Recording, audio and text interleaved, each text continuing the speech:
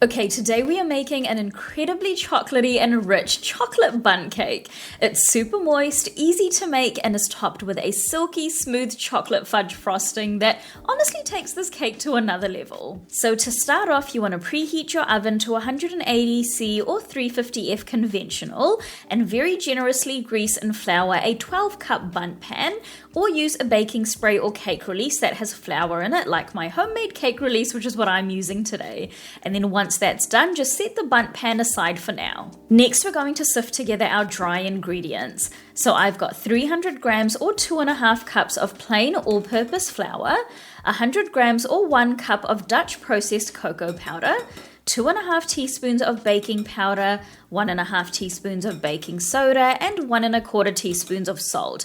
And then using a whisk, give that a good mix until it's well combined and set it aside for now. Next, in a large bowl, you want to combine 250 grams or 1.25 cups of soft light brown sugar, 250 grams or 1.25 cups of white granulated sugar, 240 grams or 1 cup of room temperature whole milk, 75 grams or a third cup of melted unsalted butter, 155 grams or 3/4 cup of unflavored vegetable oil, I use canola oil, 3 large room temperature eggs, and 1 tablespoon of vanilla. And then using a whisk, mix that until it's well combined.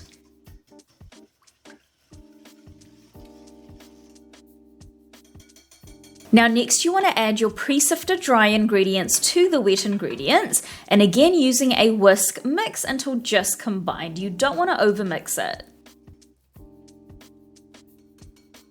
Now to finish off the batter, you want to add in 240 grams or 1 cup of strong hot coffee. I use 1.5 tablespoons of instant coffee powder and 240 grams of hot water, or you can use espresso as well, and then just whisk that until well combined and the batter is nice and smooth, but you do want to avoid overmixing. Now you want to grab your prepared bundt pan from earlier and pour the batter into the pan. Now once all the batter is in, you just want to drop the cake pan lightly on the counter to remove any large air bubbles and bake for 50 minutes or until a skewer or thin knife inserted into the thickest part of the cake comes out clean or with a few moist crumbs on it.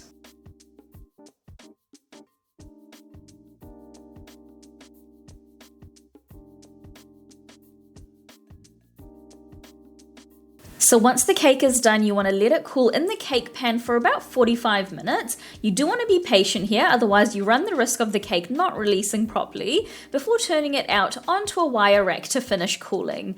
Now if you find that the cake is a little stuck, you can run a thin knife along the inner and outer edges of the pan to help loosen the cake, and then it should pop out after that.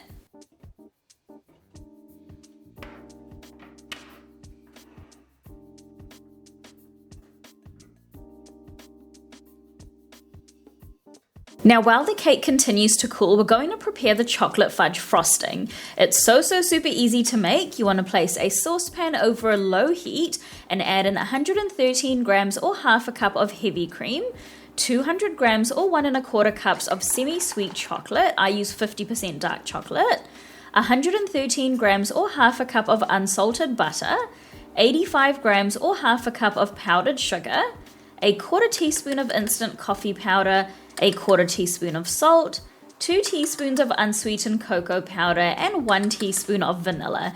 And then just give that a mix and allow everything to slowly melt and combine. You don't want this mixture to overheat, so as soon as everything is combined, you want to immediately take it off the heat. You don't want it to simmer or boil, which is why keeping it on a low heat is super important. So once the frosting is done, I like to run it through a sieve into a heat-proof bowl just to make sure that there aren't any lumps, and then you want to let it come to room temperature and thicken up.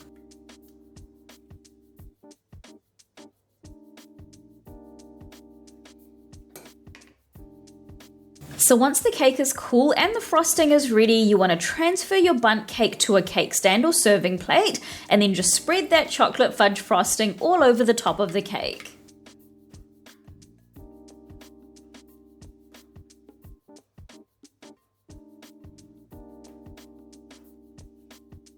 Now once that's done, this bundt cake is ready to slice and serve. This chocolate bundt cake is honestly so rich and moist and is packed with chocolate flavor, and you absolutely cannot skip the fudge frosting. It just takes this cake to another level.